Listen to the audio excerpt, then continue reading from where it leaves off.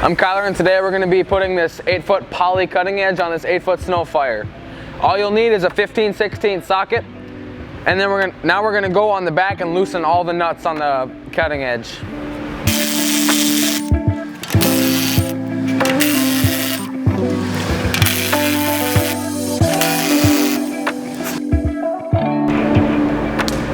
Bye.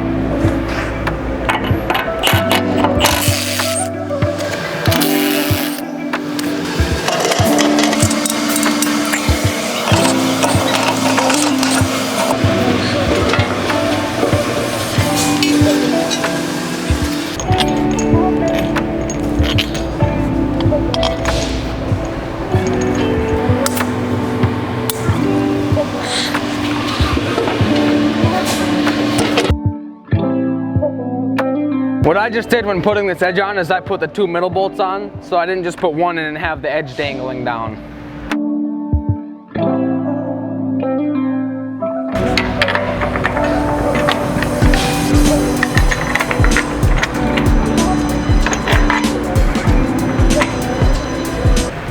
So when putting your edge on, you'll notice that you'll have an angle down here.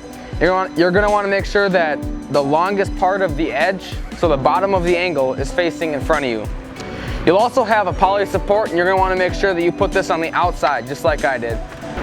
The next step here is to take all your nuts and put them right on the back.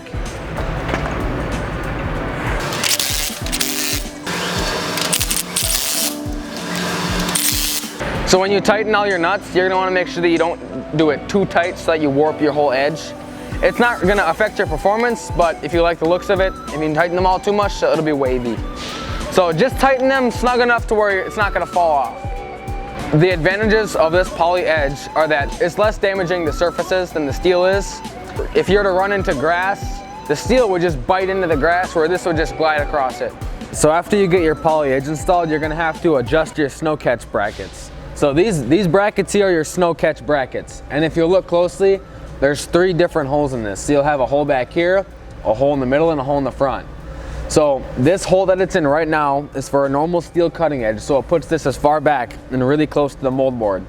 The second hole is for the poly edge, so it pulls this out a little bit so that it still sits flush on your edge. And the last hole is for the advantage. So we're gonna do the middle hole because we got a poly edge. So you just take a 3/4 inch socket, loosen this nut,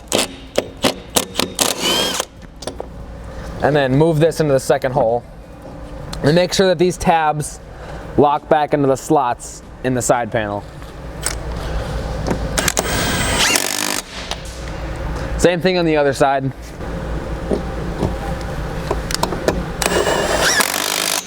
just like that, you're all done.